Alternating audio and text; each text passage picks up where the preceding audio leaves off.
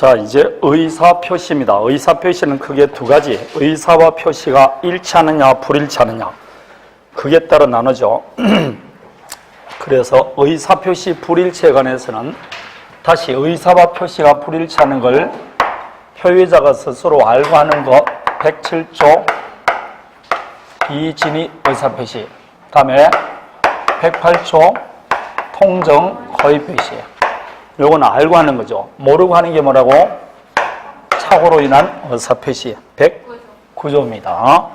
다음에 전혀 다른 개념, 의사와 표시는 일치하는데 그 의사 표시할 때 타인의 위급한 간섭에 게재되어 자유롭지 못한 상태에서 의사표시가 110조 사기 강박에 관한 의사표시, 하자 있는 의사표시. 그렇습니다. 자, 그래서 107조나 108조는 다 의사와 표시가 불일치하는데 다만 107조는 표의자고 이거는 상대방하고 짜고 하는 거죠. 그래서 요 107조 진의안의 의사표시, 비진의 의사표시, 심리유보, 단독 허위표시 이렇게 여러 가지로 분류되는데 사령 넣은 건 하나밖에 없죠. 자기 갑의 친구 어리 병원에 입원해서 암 치료를 받고 있습니다. 암 치료를 하는 친구 어의 용기를 북돋아주기 위해서 정리할 의사 없이 뭐 했다? 정리하겠다고 의사를 표시한 겁니다. 실제로 갑의 진의는 정리할 의사가 있어 없어요? 근데 정리하겠다고 뭐 했다? 표시되어 있으니까 의사와 표시가 불일치하고 갑 스스로 알고 있는 겁니다. 이럴 때 우리는 이 정력 이야기 유효냐 무효냐 그걸 보는 겁니다. 다음에 통정의 표시는 제가 유형이 두 가지가 있다고 그랬습니다. 첫 번째, 갑이 지금 채무자입니다. 그런데 채무자가 있다는 것은 채권자가 있다는 거죠. 그 채무자가 갖고 있는 건물을 강제 집행을 하자. 이걸 면할 목적으로 자기 친구들과 짜고 가짜로 매매합니다. 그래서 등기는 경우가 매매할 의사가 있어 없어요? 없으면 외부에 매매하겠다고 표시했으니 의사와 표시가 불일치, 똑같아요. 불일치하는 거는. 다만 이걸 불일치함에 대해서 상대방하고 짜고 하는 겁니다. 그럴 때 우리는 이 매매 계약이 유효냐 무효냐 지금 그걸 보는 겁니다. 이런 유형도 있고, 두 번째, 갑이 을에게 정려의 의사를 표시합니다. 그래서 정려를 합니다. 그런데 정려세를 면탈할 목적으로 마치 뭐한 것처럼 매매한 것처럼 짜고 등기를 넘겨주는 겁니다. 이렇게 통정의 표시를 통하여 당사자가 진정한 법률행위를 할 의사가 숨겨지는 경우 숨겨진 행위를 은닉행위라고 말합니다. 그래서 뭘 숨기기 위해서? 정려를 은닉하기 위해서 매매를 뭐한다? 가장하는 거예요. 자, 이렇게 두 가지 케이스가 있습니다. 그럴 때 요 가짜 매매한 거 유효냐 무효냐 우리 그걸 보는 겁니다. 자, 비진의 의사표시는 여러분 요건은 별로 나오지 않습니다. 왜냐하면 요건은 별로 나올 게 없어요. 그래서 1번, 2번은 요건 안 나오고 요건은 3번 아니면 4번이 나올 뿐입니다. 요 효과만 문제됩니다. 자, 그럼 진의안의 의사표시에서 요건은 문제가 아니다 했는데 여기서 이제 외워야 될 게 뭐가 있다? 진의를 외워야 되지. 진의란 조용한 게 진의냐? 아닙니다. 진의란 표의자가 진정으로 마음속에 바라는 사항이 아니에요. 진정으로 마음속에 바라는 사항이 아니고 어떤 법률행위를 하고자 하는 표의자의 생각을 나타내는 겁니다. 따라서 당시 상황에서 최선이라고 했다. 강박에 의해서나마 정리하기로 했다. 그럼 비진의 표시가 아니에요. 그래서 일단 뭘 나오든지 진의하는 의사표시가 나오면 진의는 하나 물어봅니다. 외워야 될 것이고 여기는 효과밖에 없어요. 진의하는 의사표시는 원칙은 뭐게? 그렇죠. 107조 1항 표의자가 진의 아님을 알고 한 의사표시라도 그 효력이 있다. 효력이 있다를 두 마디로 줄이면 뭐게? 유효입니다. 그럼 뭐가 유효라는 겁니까? 이 정력이야기 유효죠. 정력이야기 유효니까 만약 을 앞으로 등기됐으면 그 등기도 뭐라고? 유효죠. 그럼 그 을과 그랬던 병은 뭘 불문하게? 당연히 선악을 불문합니다. 왜냐? 전주의 권리가 하자가 없으니까. 따라서 진의안의 의사표시 원칙은 유효입니다. 다만 외적으로, 외라는 결국 뭐라고? 무효겠죠 뭐. 유효 아니면 원칙 유효입니다. 어떨 때도 그렇죠. 표의자가 진이 아님을 상대방이 알았거나 알 수 있을 때, 항상 알았거나 알 수 있으면 진이 들어가서 해줘야 됩니다. 진이는 정략의사가 없으니까 이때는 무효가 되는 겁니다. 그럼 거꾸로 유효가 되기 위해서는 몰라야 되죠. 그래서 상대방이 뭐 해야 된다? 선이 무과실해야 됩니다. 이렇게 되면 유효가 되는 거죠. 그럼 알았거나 알 수 있으면 뭐라고? 무효. 뭐가 무효라는 겁니까? 이 정력 이야기 무효입니다. 무효니까 줄 필요 있어 없어요? 없죠. 근데 지금 만일 을합부로 등기되어 있으면 항상 무효에 따라오는 게 뭐가 있다? 부당이득 반환입니다. 그래서 부당이득 반환한다. 여러분 시험 문제 부당이득 반환 청구할 수 있다 해도 맞겠죠? 부당이득은 원물 반환의 원칙이니까 갑은 을합부로 된 등기 말소 청구할 수 있다. 그 말도 맞아요. 근데 갑은 을에게 이전 등기 청구할 수 있다. 그 말도 맞아요. 진정명의 회복을 위한 소유권 이전 등기입니다. 그래서 민총이 어려워요. 그냥 부당이득 반환 청구하다 그러다가 갑자기 뭐라고? 말소 등기 청구할 수 있다. 그러다가 갑자기 또 이전 등기 청구할 수 있다. 이렇게는 앞에 진정자 붙이지 않는다니까요. 그래서 이게 종합 문제가 되는 겁니다. 민총이 종합 문제니까. 그래서 어느 것이 나오든 맞습니다. 부당이득 반환 청구할 수 있다. 그런데 요놈이 배신행위를 때리는 거죠. 번개처럼 누구한테? 병에게 처분했다. 그러면 설사 무효라도 요 병에게 대항할 수 있느냐? 거자가 뭐이면? 선이면 대항 못합니다. 이럴 때는 부당이득 반환 청구, 병에게는 즉 등기말소 청구할 수 없습니다. 설사 무효라도 누구한테는 대항 못한다? 선의의 제3자에게는 대항하지 못한다. 이렇게 되어 있는 겁니다. 이게 효과예요. 얼마나 간단합니까? 네. 자, 통정의 배신은 어떻게 되냐? 통정의 배신은 언제나 뭐라고? 무효입니다. 유효가 되는 경우가 없습니다. 그래서 무효밖에 안 됩니다. 그럼 뭐가 무효라는 겁니까? 매매가 무효고 을합부로 된 등기도 뭐라고? 무효입니다. 그래서 항상 따라온 게 뭐라고? 부당이득입니다. 여기에서 이제 통정의 표시 자체가 반사회적 행위는 아니죠. 불법 원인 금액 아닙니다. 그래서 부당이득 반환 청구할 수 있다. 똑같습니다. 말소 청구할 수 있다. 이전 등기 청구할 수 있다. 그런데 이 경우 A 입장에서는 채권자가 요 채무자 나를 해할 목적으로 했죠. 그럼 요 가장매매는 무효 주장할 수도 있지만 요 행위를 뭐 할 수 있다? 취소할 수 있다고. 요게 몇 조? 406조. 채권자 취소권 대상이 되는 겁니다. 그 채권자 취소권 대상이 됩니다. 자, 조금 심학습 들어갑니다. 이 무효인 거, 무효이 추인할 수 있게 없게 있습니다. 그때부터 새로운 법률에 의한 것으로 봅니다. 무효인 추인 가능합니다. 자, 효력이 발생되기 전에 자기했던 행위를 처리할 수도 있게 없게 있습니다. 추인 처리 다 가능합니다. 자, 요 이야기입니다. 가장매매에 관한 겁니다. 그렇지만 요 을이 만일 병에게 처분했다. 역시 이게 병이 모이면 대항할 수 있어 없어요? 없습니다. 그래서 이 무효도 누구한테 대항 못한다? 선의의 제3자에게 대항 못합니다. 문제는 똑같은 말이 여기 있죠. 여기 있고 여기 있고 여기 있습니다. 다 똑같아요. 그런데 시험에는 어디에서 나온다고? 통정의 표시에서 나옵니다. 선의의 제3자에게 대항할 수 없다는 시험 문제는 어디에서 나온다고? 통정의 표시 나오는데 거기에만 적용되는 게 아니고 모든 게 다 적용된다. 살해할 때는 다 적용됩니다. 자, 제3자에 해당하지 않는 사람 세 사람을 기억하라 그랬어요. 첫 번째, 그냥 기억나는 대로 하면 됩니다. 수익자, 좋아, 수익자. 다음에 상속인. 다음에 대리인과 거래할 때 본인. 이 세 가지만 기억하면 일단 답은 된다고. 무조건 이 세 사람은 제3자도 아니다? 아닙니다. 자, 채권 가장 양도할 때 채무자는 제3자도 아니다. 말이 너무 빨랐습니까? 다시 들어보세요. 채권 양도할 때 채무자는 제3자도 아니다. 봐, 빨리 해도 되잖아. 왜 아니게? 그렇죠. 채권 가장 양도하기 전부터 채무자는 있었다니까. 우리가 말하는 제3자는 항상 가장 양도하고 난 다음에 그게 진짜 양도됐다는 전자에서 그 채권을 압류했다든지 양수받았다든지 그런 사람만 제3자입니다. 새롭게 이해관계 맺는 사람만 제3자입니다.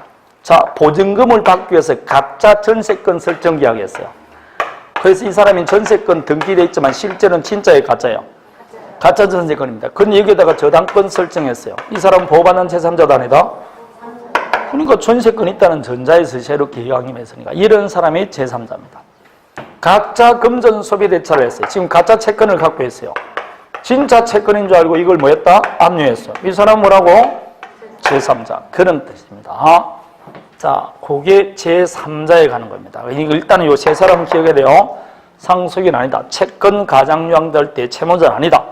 가장 저당권 포기할 때 기존 권리자는 제3자도 아니다. 기존자 들어가면 안 돼요. 왜냐하면 기존이라는 건 종전부터 있었던 사람이죠. 그런 사람은 제3자가 아닌 겁니다. 잘합니다. 자, 요게 제3자와 관련된 것. 뭐 번호는 제3자가 나오겠죠. 다음에 여기는 독특합니다. 분명히 가장매매는 무효죠. 문제는 정역이하고는 유효다 무효다. 언닉행위는 통정의 표시가 아니에요. 아니기 때문에 요건을 갖추면 뭐라고? 유효입니다. 언닉행위는 통정의 표시가 아니에요. 그럼 이월 앞으로 된 등기는 유효다 무효다? 유효입니다. 왜 유효게? 실체적 권리관계와 일치하기 때문에. 완전히 답이 달라집니다. 따라서 이제는 갑은 을에게 부당이득 반환 청구할 수 있어 없어요? 예? 부당이득 반환 청구 안 된다니까. 을 앞으로 된 등기가 유효하니까 따라서 말소 청구할 수 있어 없어요? 없다니까. 그럼 이 을과 그랬던 병은 뭘 불문하고? 선악을 불문하고 유효하게 권리를 취득하는 겁니다. 완전히 달라집니다. 완전히 달라집니다. 자, 제3자에 대해서 조금 봅니다. 선의의 제3자일 때 제3자는 선의게만 하면 됩니까? 무과실까지 해야 됩니까? 선의게만 하면 되지 무과실은 요건이 아닙니다. 제3자의 선의는 추정된다 안 된다? 추정됩니다. 따라서 제3자가 악이라는 것은 악의를 주장하는 자, 즉 무효를 주장하는 자 입장이 됩니다. 제3자 뒤에 있는 전득자는 뭘 불문한다? 선악을 불문합니다. 은폐물의 법칙입니다. 마지막 제3자 쪽에서는 무효를 주장할 수 있어 없어요? 있습니다. 제3자 쪽에서는 무효를 주장할 수 있습니다. 자, 이게 제3자에 가는 겁니다. 그러면 통정의 표시까지 한번 봅니다. 1번 문제 봅니다. 1번은 문제가 없고 2번 강박에 의해서 제3자에게 정의했습니다. 비진의 표시도 아니다. 아닙니다. 강박에 의하였으나마 정리하기로 했잖아. 그럼 정리의사는 있는 겁니다. 내가 자유롭지 못한 상태에서니까 나중에 정리계약을 강박을 이유로 취소해야 되지 정리의사가 없다 이렇게 하면 안 된다는 겁니다. 따라서 진정으로 바라진 않았으나 당시 상황에서 최선이라고 의사를 표시하면 그것은 비진의 표시가 아닙니다. 그래서 답은 2번이 되는 겁니다. 외우고 나서 이거는 부동산 매매에서 비진의 표시는 상대방이 선의며 뭐 있다? 무가 싫을 때 유효입니다. 알았거나 알 수 있으면 무효가 되니까. 다음에 4번 문제 없고 자 5번입니다. 제가 대리권 남용은 따로 시험에 안 나오고 대리권 남용 넘어 몇 조를 유추 적용한다고 비진의 표시 유추 적용서에 되어 있습니다. 따로 시험에 안 나옵니다. 그냥 대리권 남용은 107조를 유추 적용한다. 까지만 기억하시면 됩니다. 따라서 5번 대리인이 오직 자신 이익을 꾀할 목적으로 대리권을 남용하는 거 그게 대리권 남용 아닙니까? 비진의 표시가 유추 적용됩니다. 자 2번은 방금 말했던 사례 문제입니다. 자 결국은 이게 유효가 되기 위해서는 상대방이 뭐야고? 선의무가 있어야 된다. 악이라거나 알 수 있으면 무효가 되겠죠. 그래서 결국 답은 3번밖에 안 되겠죠. 을이 선의무가 실이라면 유효죠. 그럼 그 뒤에 있던 병은 뭘 묻지 않고 선악을 묻지 않고 소유권을 취득합니다. 따라서 이런 거 볼 때는 여러분 제3자를 먼저 보면 안 돼요. 제3자를 먼저 보지 말고 을이 선의냐 무가 실이냐 을을 먼저 봐야 돼. 을이 만일 선의무가 실이면 뒤에는 뭘 구별할 필요 없이 선악 구별할 필요 없고 을이 알았거나 알 수 있으면 뭐가 됐을 때 무효가 됐을 때 그때 다시 뭘 봐야 된다? 선인지 악인지 보는 겁니다. 이해되겠습니까? 제3자를 먼저 보면 안 되고 항상 이게 유효인지 우유인지를 먼저 보고 그 뒤로 나눠 가면 되는 겁니다. 따라서 그게 2번, 3번은 선의무가 실이죠. 그럼 뒤에는 선악 같은 거 물으면 돼? 안 돼? 안 되는 거죠. 그런 것들입니다. 답은 3번입니다. 다시 판례 하나를 봅니다. 3번입니다. 어떤 법률행위가 의사표시가 비진이 무효라고 주장합니다. 무효는 누가 주장해야 된다? 무효를 주장하는 자 입장합니다. 자, 사직의사 없는 근로자가 사용자의 지시로 어쩔 수 없이 사직서를 제출했다. 비진이 표시도 아니다. 비진이 표시입니다. 지금 A가 갑회사에다 갑질하면 안 되기 때문에 요즘은 갑질할 때 갑이 지금 우리가 보던 갑을병을 말합니다. 지금 요즘 갑질한다고 했잖아. 그게 우리가 지금 배우는 뭘 말한다고? 이 갑질 그럽니다. 왜 이게 갑질이라 그럴까요? 여러분 보험계약서나 이래 보면 누굴 이를 갑을 하고 누굴 뭐라고? 을로 한다. 그래서 뒤에 갑하는데 보통 보면 누가 갑이라고? 사용자. 그래서 갑질한다 그렇게 말하는 겁니다. 자, 옛날에는 1등을 갑, 을, 병 이렇게 나눴지 않습니까? 조선시대는 1등이란 말이 있을 수 없었어요. 1등이란 말은 아라비아 숫자로 쓰는 거는 이후 조선시대는 없었어. 그래서 그때는 뭘 썼게? 갑을병을 썼다니까. 그래서 이게 과거 시험도 갑 3명, 을 몇 명 이렇게 나오는 겁니다. 갑 장원 그렇게 말하지. 그 중에 3명 장원 그런 거 아닙니까? 갑이라는 건 옛날부터 힘이 센 걸 갑이라고 합니다. 자, 답입니다. 갑이 A 회사에 근무하는 겁니다. 그런데 이 회사는 매년 사직서를 관례대로 제출하고 다시 뭐라고? 재고용합니다. 뭘 안 주려고? 퇴직금을 누진 안 주기 위해서. 그럼 사직서 제출할 때 사직할 의사가 있어 없어요? 에? 없죠. 그러니까 이게 대표적인 뭐라고? 비진의 표시입니다. 요거 비진의 표시. 다음에 두 번째 은행 대출. 자, 다시 말합니다. 요거 하나 하고 여기 안 나오는데 비진의 표시가 할 때 항상 나오는 게 사립대학 조교수가 나오잖아. 사립대학 조교수 갑이 사퇴 수습 차원에서 뭘 제출한다? 사직서 제출합니다. 비진의 표시가 아니게 비진의 표시 맞다니까. 사립학교에 아직까지 그걸 비진의 표시인지 모르는데 그러면 곤란하잖아. 내가 조교수에서 조교수로 올려줬다니까 지금. 사직서 제출하는 것도 이거 다 비진의 표시입니다. 둘 다 몇 조라고? 107조예요. 효과는 다르다니까. 유효가 될 수도 있고 무효가 될 수 있다니까. 그 질문을 꼭 보면 이거 유효가 되면 비진의 표시가 아니라고 생각하는데 비진의 표시 맞다니까. 다만 비진의 표시인데 사립학교의 경우 이사에서 그런 사실을 알았거나 알 수 있으면 모를까. 그렇지 않으면 이 사직서처럼 뭐라고? 그러면 사직서는 뭐라고? 수리되는 거예요. 적법한 수리가 되는 겁니다. 그럼 여기서는 상대방이 지금 알았거나 회사에서 알았거나 알 수 있는 경우 아닙니까? 이거 사직서처럼 뭐가 된다? 무효된다. 만약 이걸 수리했다. 수리한 건 무효죠? 따라서 그건 뭐라고? 해고됩니다. 그럼 해고할 이유가 있어 없어요? 불법 해고예요. 그래서 해고는 무효가 되는 겁니다. 이거는 수리하는 거는 불법 해고가 되는 겁니다. 왜냐? 상대방이 알았거나 알 수 있는 경우니까. 둘 다 무슨 행위라고? 둘 다 비진의 표시가 맞아요. 그럼 이거는 비진의 표시가 아니다 이 말입니다. 지금 갑이 은행 대출한 갑이 지금 신용불량자예요. 형님인데. 그럼 은행에 대출 받을 수 있어 없어요? 없죠. 그래서 내가 형님 대신 대출 받을 수 있어 없어요? 대출 받고 나서 돈은 누가 쓴다고? 형님이 씁니다. 그럼 내가 대출 계약할 때 대출한다는 의사가 있죠. 실제로는 그런데 나는 대출금 채무부담 의사가 없습니까? 아니라니까. 이 돈을 누굴 쓰게 만든다? 경제적 효과를 형님에게 주겠다는 것이지 대출금 채무부담 의사가 없는 것은 아니라니까. 무슨 일 있으면 누가 갚아준다는 겁니까? 그러니까 이게 대출 계약은 비진의 표시가 아니에요. 이 107조에 적용되지를 않는다니까. 은행에서 묻습니다. 아니 이렇게 대출을 왜 많이 받았습니까? 예, 형님이 지금 돈이 필요하기 때문에 제가 대출을 대신 받습니다. 그게 비진의 표시냐고? 아니지. 무슨 일 있으면 자기가 책임을 진다는 뜻입니다. 그래서 2번 이게 대표적인 무슨 행위라고? 비진의 표시라니까. 비진의 표시 아니다가 아니고 다만 이 사직 제출은 뭐가 된다? 무효. 107조 단서에 해당됩니다. 무효가 됩니다. 다음에 은행 대출한도를 넘은 갑을 위해서 을이 대출금 약정세 주 채무자로서 서명 달인하고 은행도 이런 사정을 알았더라도 비진의 표시도 아니다? 아닙니다. 아니니까 어른 대출금 채무 반환 의무를 부담하는 겁니다. 4번은 했고 전체 공무원 그럽니다. 공무원이 사적서 제출하는 건 공법행위죠. 이 법 적용된다 안 된다? 안 됩니다. 공법행위는 무조건 표시된 대로 효력이 발생합니다. 따라서 사적서 제출하면 뭐라고? 적법한 사적서 제출이 됩니다. 이건 알았거나 알 수 있고 이런 거 없습니다.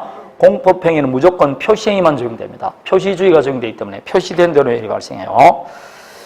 자, 그래서 답은 2번입니다. 대표적인 비진의 표시입니다. 다만 2번은 비진의 표시는 맞지만 유효다 무효다? 무효. 그 사기서 자체는 무효하니까 지금 사적 사용자가 알고 있지 않습니까? 다음에 4번 통정의 표시입니다. 2번이 답이죠. 1번 허위 표시는 언제나 무효이고 제3자의 쓰니 유효할 수도 있고 무효일 수도 있겠죠. 2번 당사자는 언제나 무효나 유효가 되는 경우도 있다. 맞습니까? 절대로 없습니다. 있을 수가 없습니다. 있을 수. 통정의 표시는 언제나 뭐라고? 무효. 다음에 3번 또 안 되는 것이고 4번 선의의 제3자는 당사자에게 무효 주장할 수 있어 없어요? 있습니다. 선의의 제3자가 주장하는 것은 괜찮습니다. 다음에 제3자는 선의에만 하면 되지 무가 실은 필요가 없습니다. 자, 다음에 5번을 봅니다. 5번은 2번부터 봐야 되겠죠. 2번은 키포인트가 뭡니까? 상속인이잖아. 상속인은 제3자에 안 해요. 근데 뭘 대항할 수 없어요. 대항할 수 있겠지. 따라서 그에게 무효를 가지고 대항할 수 있어 없어요?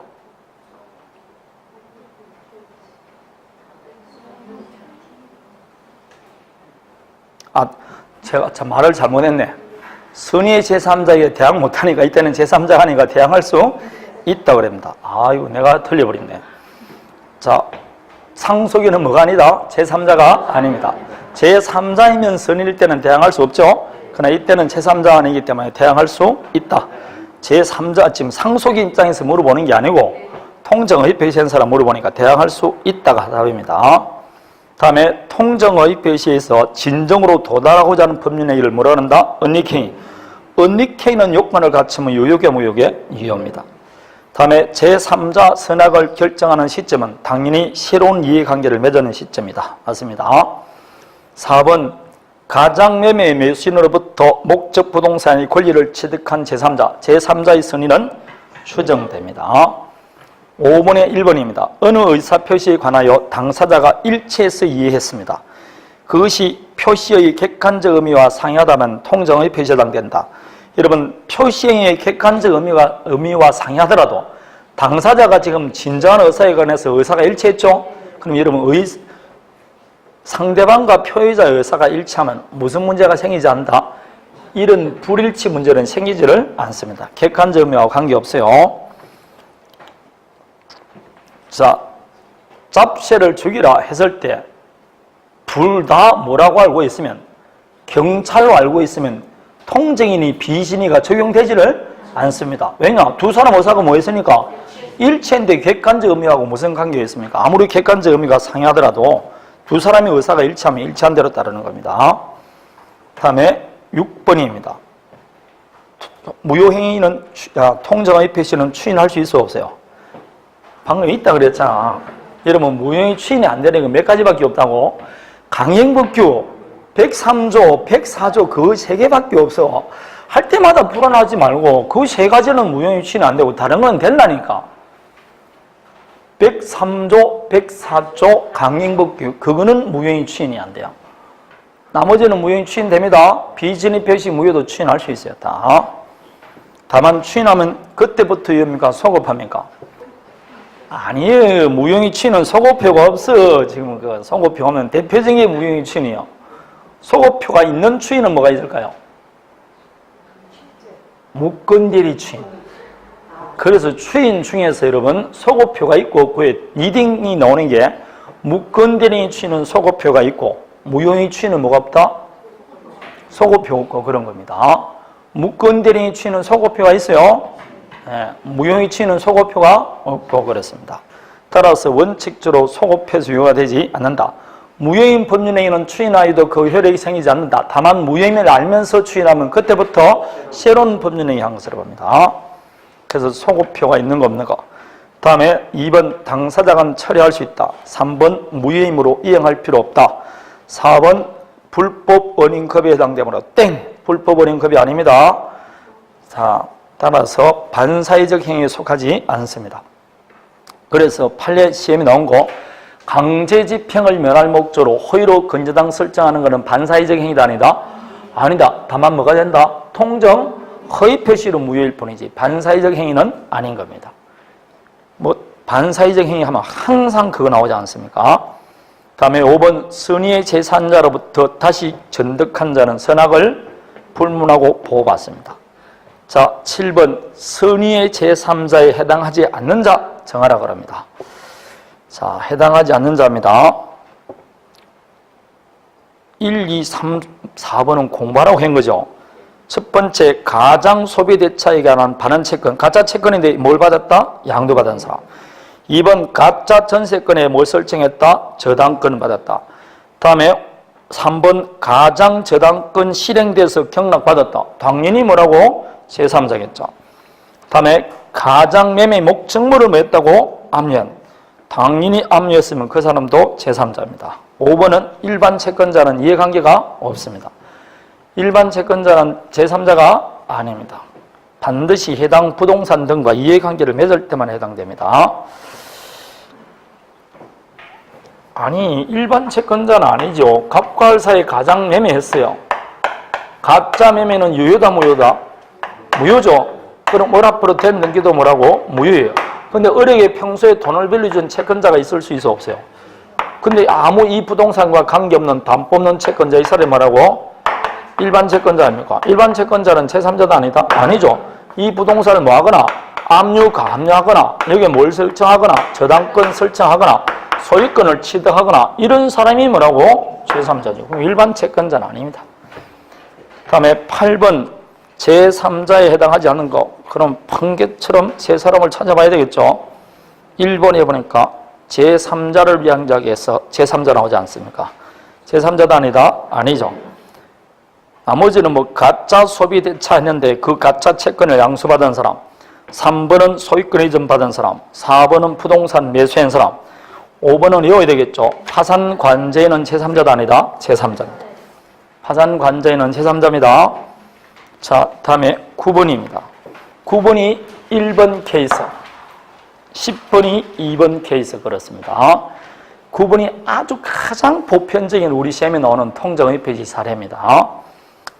자, 그러면 1번 을이 선의의 병에게 부동산을 전매해서 등기해주면 갑은 이제 병에게 무효 주장할 수 있어 없어요? 없죠. 선의의 제3자에게 대항 못하니까. 2번 을이 선의의 병에게 부동산을 전매해서 등기해주면 갑은 을에게 부당이득 반환 청구할 수 있다 없다? 예? 선의의 병에게 부동산이 넘어갔어요. 그렇다고 갑이 을에게 부당이득 반환 청구 못합니까? 할 수 있다니까. 부당이득 반환 청구 못하면 그게 무효입니까?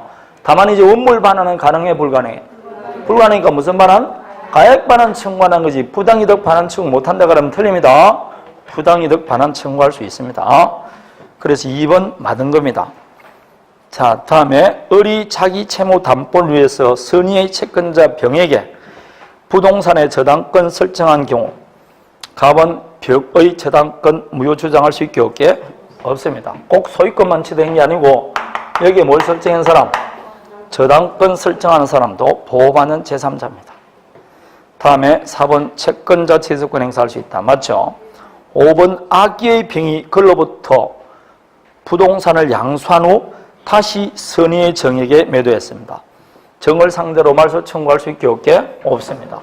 방금 제가 이 병이 만일 모이면 선이면 뒤에 있는 정은 뭘 불문한다 했죠? 선악을 불문한다 했죠. if 만일 이 병이 악입니다. 그런데 전득자는 다시 선이에요. 그럼 전득자는 보호받는다 못 받는다? 보호받습니다. 악기의 제3자로부터 다시 전득한 자가 선이면 선의의 제3자에 속합니다. 그래서 108조에서 말하는 제3자에는 전득자를 포함합니다. 선의의 전득자에게 대항하지 못한다. 그렇게 말합니다. 다음에 10번은 이 두 번째 유형입니다. 1번 매매계약은 무효지만 정려는 허위 표시가 적용되지 않는다. 따라서 2번 갑을 간의 정력이야기로 유효하게 인정되는 경우에도 을합으로 된 등기는 무효가 된다. 틀렸습니다. 을합으로 된 등기도 실제관계와 일치하기 때문에 유효입니다. 그래서 3번 갑은 을을 대의하더라도 악의 병에게 등기 말소 청구할 수 없습니다.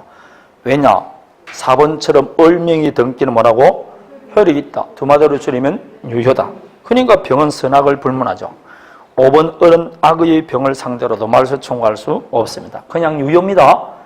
유효다. 아무 문제가 없는 그냥 유효가 됩니다. 말소 부당이득 반환 청구 못합니다. 설사 병이 악이라도 말소 청구하면 돼? 안 돼? 안 됩니다. 을이 소유자이기 때문에 그렇습니다. 자, 이게 통정의 표시입니다. 통정의 표시가 지금 5, 6, 7, 8 6문제가 나와 있습니다. 6문제. 여러분, 민총은 하면 계속 더 하고 싶고 뭔가 찝찝합니다. 특히 앞에 부분 있죠. 앞에 부분은 더 하고 싶은데 더 하면 안 돼요. 후다닥 빨리 넘기고 뭘 보라고? 뒤에 대리 보고 빨리 물건 보고 채권 보고 그래야 되지. 앞에 거 많이 보면 안 돼요. 많이 안 나온다 이 말입니다. 효율적으로 해야 되지. 효율적으로. 다음에 11번부터가 차고입니다. 이 차고도 여러분 아마 16번까지 나와 있죠. 6문제가 나와 있습니다. 6문제. 엄청나게 문제 많이 합니다. 문제 없어서 틀린 건 없습니다. 문제는 너무 많아. 다음에 착오로 인한 사표시는 문제 물을 때 두 가지겠죠. 첫 번째, 착오가 뭐냐? 이걸 물어봅니다. 착오의 의미에 관한데 착오는 의사와 표시가 불일치하고 불일치하는 걸 표의자가 스스로 모르죠. 여기 이제 착오의 유형을 나옵니다. 유형이 나오는데 뭐 표시상의 착오, 내용상의 착오인데 시험에 나올 수 있는 거는 뭐라고? 두 가지인데 그 중에서 뭐가 문제된다? 동계의 착오 아닙니까? 동계의 착오는 원래 착오로 취급한다 안 한다? 안 하죠. 다만 외적으로 두 가지, 동기가 뭐 됐거나 표시됐거나 상대방에서 유발된 경우는 착오로 취급합니다. 여기서 동기는 표시되면 됐지, 표시돼서 법률의 내용이 되면 됐지, 내용으로 삼기로 합의까지를 필요는 없다 하는 거하고, 상대방에서 유발된 경우는 표시할 필요도 없이 착오 취소할 수 있습니다. 유발된 경우 그러면 항상 공무원의 법령 오해에 터져봐. 그러면 그게 다 유발된 동계의 착오입니다. 조금 심학습, 법령에 관한 착오도 법령에 관한 착오도 착오입니다. 자, 양도소득세가 부과되지 않을 것이라 믿고 매매 계약했다. 나중에 양도소득세가 부과됐다. 착오 취소할 수 있게 없게. 그게 법률에 관한 착오 아닙니까? 아닙니까? 법률의 착오도 착오로 취급합니다. 자, 조금 더 봅니다.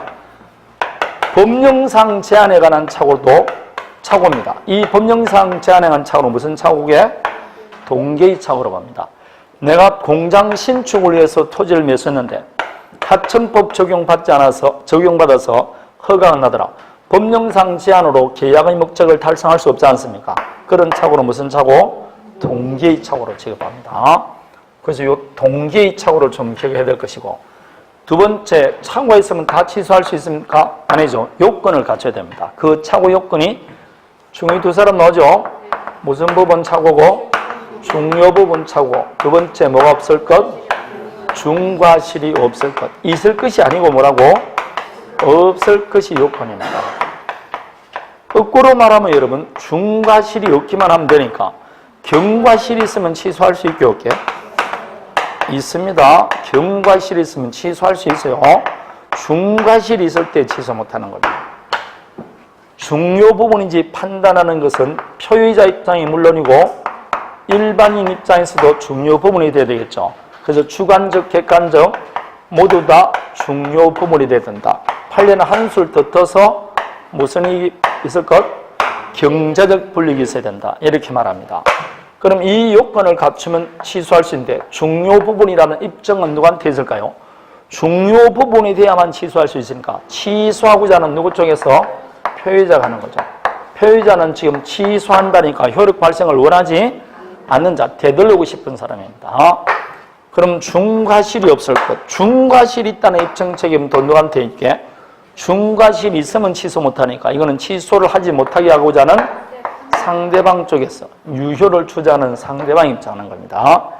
그럴 때 중요 부분 착오에 해당되느냐 안 되느냐 판례 중에서 지금까지 시험에 답으로 나온 거는 뭐 중요 부분에 해당되는 것은 현황 경계에 관한 착오를 했죠. 자, 논 1380평 전부가 경작할 수 있는 농지를 줄 알았는데 3분의 1에 해당되는 게 하천부지더라. 현황 경계에 관한 착오입니다. 자, 시가와 면적은 중요 부분 착오로 본다 안 본다? 안 본다 그랬습니다. 그럼 중요 부분 착오는 뭐가 있죠? 첫 번째, 목적물 동일성에 관한 착오는 중요 부분이다 아니다? 그렇죠. A 점포인지 B 점포다 중요 부분이지 않습니까? 보증인이 보증을 쓸 때 채무자 동일성에 관한 착오는 중요 부분이다 아니다? 이글인 줄 알았더니 이곤이다 중요 부분이지 않습니까? 그런 거는 중요 부분입니다. 자, 매매 목적물 동일성에 관한 착오는 제가 중요 부분에 했죠. A 물건인 줄 알았는데 매각수 하나 보니까 B 물건이더라. 매매 목적물 소유자 동일성에 관한 착오는 중요 부분이다 아니다? 아닙니다. 타인 권리 매매도 유효입니다. 따라서 이때는 담보청인밖에 안 집니다. 중요 부분 아닙니다. 임대차 계약하고 보니까 임대인이 건물 소유자가 아님이 밝혀졌어요. 중요 부분이다 아니다? 임대차는 처분행위가 아니기 때문에 권한 엄정도 할 수 있습니다. 따라서 임대차 계약할 때 반드시 임대인 소유의 것을 특약하면 모를까? 특약하지 않으면 그 임대차 계약은 착오 취소할 수 없습니다. 시가와 면적은 중요 부분 착오입니다. 네. 시가와 면적은 중요 부분 착오 아니죠? 그럴 수도 있지. 그걸 일단 중요 부분 착오 아닙니다. 자, 시험에 나오는 것은 그 정도입니다. 다음에 중대한 과실이 있는 것 중에 하나가 대표적인 게 뭐가 있다? 공장 신축을 위해서 토지를 매수하는 자가 허가 여부를 미리 알아보지 않은 것은 중대한 과실이 있습니다. 중대한 과실이 없는 것 대표적인 게 고래청자를 매수하는 자가 골통품을 매수하면서 출처나 아니면 전문가에게 감정 의뢰하지 않는 것은 중요 부분 착오로 보지 않는다. 그렇게 말했습니다. 이 요건을 갖추면 그 효과는 뭐 할 수 있다? 취소할 수 있죠. 취소한 법률행위는 처음부터 뭐로 본다? 무효로 봅니다. 그럼 취소하면 뭐로 바뀌는 겁니까? 무효. 그러니까 따라오는 말이 뭐에게? 부당이득이죠. 뭐. 부당이득이다. 또 따라오는 말이 뭐게? 이 취소도 역시 누구한테? 선의의 제3자에게 대항 못한다. 그런 거 아닙니까? 자, 여기서 이제 착오에서 조금 문제되는 것. 첫 번째, 착오 취소 당한 상대방은 착오 취소한 자에게 불법에 의한 손해배상 청구할 수 있게 없게. 예? 착오로 취소 당한 사람은 표의자가 경과실에 따라도 취소할 수 있잖아. 경과실로 취소 당한 상대방이 너에게 과실이 있으니까 불법에 의한 손해배상 해달라 하면 돼, 안 돼? 절대로 착오 취소는 불법 행위가 아니라 했습니다. 법의 규정에 따라 취소하는데 그게 불법 행위가 되면 되겠습니까? 따라서 착오 취소는 위법성이 없어요. 없기 때문에 절대로 불법 행위가 아니라 됩니다. 두 번째, 언제나 나오는 거. 적법하게 해제된 계약도 사후에 착오 취소할 수 있게 없게 언제나 나옵니다. 적법하게 해제된 계약도 착오 취소할 수 있다. 자, 다시 심화학습 하나 더 들어갑니다. 분명히 중과실이 있으면 취소할 수 있어 없어요? 중과실이 있으면 취소 못하죠? 딱 하나 외가 있어요. 어떨 때다? 표의자가 중과실이 있다는 사실, 즉 착오에 빠졌다는 사실을 알면서 상대방이 이용한 경우, 그럴 때는 중과실이 있더라도 취소할 수 있습니다. 알면서 이용했을 때는 할 수 있습니다. 자, 11번부터 봅니다. 11번, 3번만 좀 보도록 합니다. 대리인이 본인의 의사와 다르게 표시했습니다. 자, 대리에서는 의사결정을 누가 합니까? 대리인이 하죠. 그럼 대리인 자신의 의사와 표시가 일치하면 설사 본인의 의사와 일치하지 않더라도 착오는 있다 없다? 없습니다. 착오가 있는지 안 있는지는 대리인을 기준할 뿐입니다. 그러나 사자는 누가 의사결정합니까? 그러니까 4번 사자가 본인의 의사와 다르게 표시하면 착오가 되는 겁니다. 다음에 12번입니다. 법률행위 내용의 중요 부분 착오가 있더라도 중대한 과실이 있으면 취소 못합니다. 2번 채권자와 제3자 간의 근저당 설정할 때 채무자 동일세에 관한 차고, 당연히 중요 부분이죠. 이글인 줄 알았더만 이곤이더라. 그런 거 아닙니까? 다음에 차고 취소는 표의자의 주관적 이익을 부하는 제도이므로 뭔가 이상하다. 표의자의 경제적 불이익은 고려돼서는 아니 된다가 아니고 경제적 불이익이 없으면 중요 부분을 보지 않습니다. 4번 차고 취소는 선의 제3자에게 대항 못하고, 5번 상대방이 적극적 행위로 해서 유발됐어요. 해라 상대방에서 유발됐네요. 이럴 때는 뭐 할 필요도 없이 표시되지 할 필요도 없이 취소할 수 있습니다. 유발된 동기의 착오는 표시할 필요도 없습니다. 다음에 13번 중요 부분이 난 표의자는 물론이고 일반인이 표의자의 처지에 섰더라도 그 행위를 하지 않을 정도가 되어야 된다. 주관적, 객관적 모두 다입니다. 다음에 2번 착오라 하더라도 그 법률의 내용의 중요 부분에 관한 것인 때는 표의자는 의사표시를 말할 수 있다, 취소할 수 있다. 법률의 착오도 착오로 취급한다 합니다. 따라서 법률의 착오도 취소할 수 있습니다. 3번 수문은 불합의는 계약 자체가 성립해서 안 해서요. 안 했으니까 취소 문제는 발생하지를 않습니다. 다음에 4번이 시가입니다.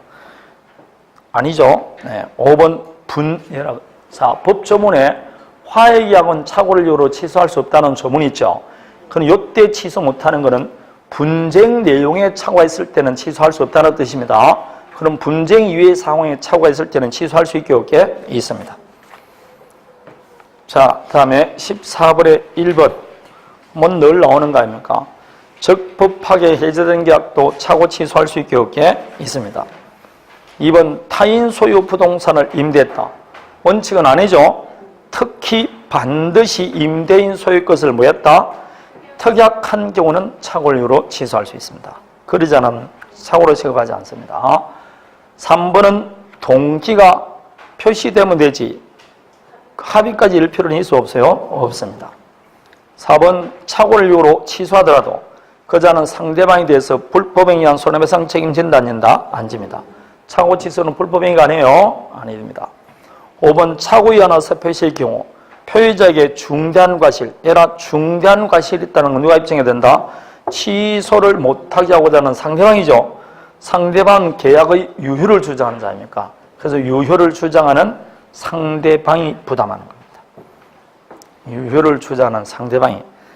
그러나 중요 부분은 누가 입증한다? 유효를 주장하는 자가 무효를 주장하는 표의자가. 그렇습니다. 표의자는 취소하고 싶은 사람이고 상대방은 계속 효력을 유지하고 싶은 유효를 주장하는 자입니다. 다음에 15번입니다. 2번을 보십시오. 표의자의 중대한 과실로 인한 경우에도 상대방이 표의자의 착오를 알고 뭐했다? 이용했다. 그러면 취소할 수 있습니다. 원래는 중대한 과실이 있으면 취소 못하잖아요. 그런데 이렇게 알고서 이용했을 때는 취소할 수 있습니다. 이게 3년 전인가 답을 한번 출제됐어요. 다음에 3번은 매매 목적물을 잘못 알았죠? 당연히 중요 부분입니다. 문제는 잘못 아는데 누가 소개를 잘못 해줬다? 그럼 중개업자의 중대한 과실로 매수인이 잘못 알았죠? 그럼 매수인이 중개업자를 믿은 것은 중과실이 있게 없게? 없습니다. 따라서 이때는 중과실이 없는 것으로 봅니다. 중개업자의 중대한 과실이 매수인의 중대한 과실이 되지는 않습니다. 자, 그래서 누굴 믿었다고? 중개업자가 잘못 써져 있지 않습니까? 다음에 4번 공장 신축 허가 여부를 미리 알아보지 않는 것은 중대한 과실입니다. 그러나 5번 가짜 청구가 나오죠? 중대한 과실로 인정해 주지 않았습니다. 판례가 나왔던 겁니다. 자, 다음에 16번의 1번을 보십시오. 공인중개사를 통하지 않고 토지 거래했습니다. 잘 됐다 이 말입니다. 보나보나 사고 났구만. 그래서 토지 대장 등을 확인하지 않는 매수인은 매매 목적물의 동일성에 착오가 있더라도 착오 취소 못합니다. 원래 매매 목적물 동일성에 관한 착오는 중요 부분이죠. 그런데 그걸 미리 알아보지 않는 것은 중대한 과실이 있습니다. 그래서 쪽박 찼다 이 말입니다. 그 옆에 박수 짝짝짝 쳐세요. 왜 공인중개사를 통하지 않고 이렇게 짓거리 했냐 이 말입니다. 직방에서 직방으로 걸린 대표적인 케이스입니다. 잘 됐다. 그 다음에 3번입니다. 2번을 보면 매수한 토지가 계약 체결 당시부터 법령상 제한으로 인해 매수인이 의도한 목적대로 사용할 수 없게 됐다. 제가 조금 전에 법령상 제한에 관한 착오로 무슨 착오다? 동계의 착오를 했습니다. 여러분 이게 동계의 착오가 보아요. 갑과 할 사이에 토지 매매를 했어요. 토지는 시가라는 게 있습니까? 없습니까? 여러분 아파트는 한 동에 있으면 가격 차이가 나도 2, 300밖에 차이 안 나겠죠. 근데 토지는 여러분 바로 옆에 있는 토지도 가격이 차이가 엄청나게 납니다. 그리고 이 토지는 거래가 빈번하게 일어나는 것도 아니고 위치와 형상에 따라 완전히 다르기 때문에 시가라는 것도 없어요. 이 토지가 그래서 묘한 겁니다. 그게. 자, 그래서 토지 매매는 완전히 임자가 있고 임자가 있어야 됩니다. 그래서 갑이 지금 돈이 필요하기 때문에 매각할 의사가 있었어요. 한 3억이면 매각하려고 그러는데 매수인이 와서 협상을 해보니까 4억에 매수하게 된 겁니다. 그래서 여러분이 갑 같으면 토지를 매매해서 4억 잘 받았어. 등기까지 넘겨줬어.